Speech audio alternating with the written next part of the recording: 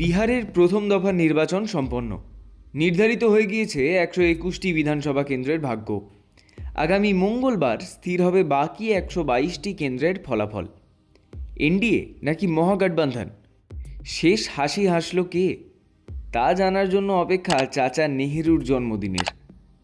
14ই November ফল ঘোষণা বিহারের বিধানসভা নির্বাচনের। তার আগে রাজনৈতিক বিশ্লেষকরা বলছেন জাতপাতের অঙ্ক তো অনিবার্যভাবে আছেই। তার বাইরে এবারের বিহার ভোটের ফলাফল মূলত দুটি বিষয়ের ওপর নির্ভর করছে। প্রথমত এসআইআরের প্রভাব এবং দ্বিতীয়ত এক মে বা দ্বিতীয়াম প্রশান্ত কিশোর। নির্বাচনী বৈতরণী পার করার লড়াইয়ে পিকের খেলার সাফল্য ব্যর্থতা এতদিন মূলত দেখা গিয়েছে ভোট কুশলী হিসেবে, কিন্তু এবার সরাসরি ভোট রাজনীতির ময়দানে তার পারফরমেন্স কোন হিসেব কতটা গুলিয়ে দেয় সেটাই দেখার। ভোট কুশলী হিসেবে সন্ন্যাস গ্রহণের পর একদা সংযুক্ত জনতা দলে নাম লেখানো পিকে এবার বিহারের কুর্সি দখলে যুদ্ধে শরিক হয়েছেন সমাজ বদলের তাড়নায়।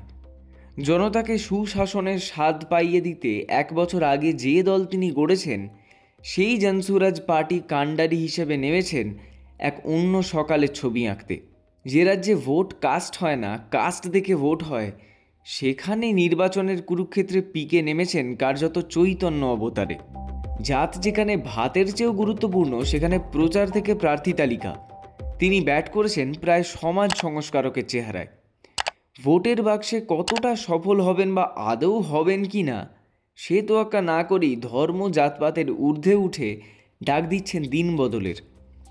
যদিও দিনের শেষে জাতের জাঁতাকলেই আটকে থাকা বিহারে পিকে সেই অ্যালিস ইন ওয়ান্ডারল্যান্ড। তাঁর দর্শন যে রাতারাতি বিহারের বাস্তব পরিস্থিতিটা বদলে দেবে না তা ভালোই জানেন পিকে। আর তাই সুদূরের লক্ষ্য নিয়েই তিনি 25-এর ভোট ময়দানে নেমেছেন কোমর বেঁধে। বিনা যুদ্ধে সূচগ্র মেদিনী দিতে অনিচ্ছুক পিকে এবার প্রার্থী দিয়েছিলেন 243 আসনে। মনোনয়ন প্রত্যাহার, বাতিল ও দলবদলের পর্ব পার করে জনসুরাজ পার্টি প্রতিদ্বন্দ্বিতা করেছে মোট 238টি আসনে। এর মধ্যে শেষ পর্যন্ত ঝুলিতে কটা আসন আসবে বা আদৌ আসবে কিনা তা নিয়ে সম্ভবত স্বয়ং পিকেও ভাবিত নন। কারণ পিকের বার্তা মোটের ওপর স্পষ্ট, ফলাফল যাই হোক না কেন তাঁর লড়াই বিহারের জাতপাতের যে সুবিধাবাদী জোট রাজনীতি তার বিরুদ্ধেই।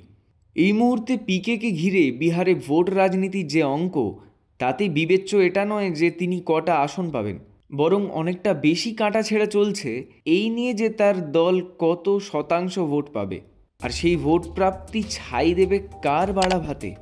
পাটলিপুত্রের লড়াইয়ে পিকে এনডিএ নাকি মহাগঠবন্ধন, কার ঘরে সিঁধ কাটবেন তা ভেবে কুলকিনারা পাচ্ছেন না রাজনীতির কারবারিরাই।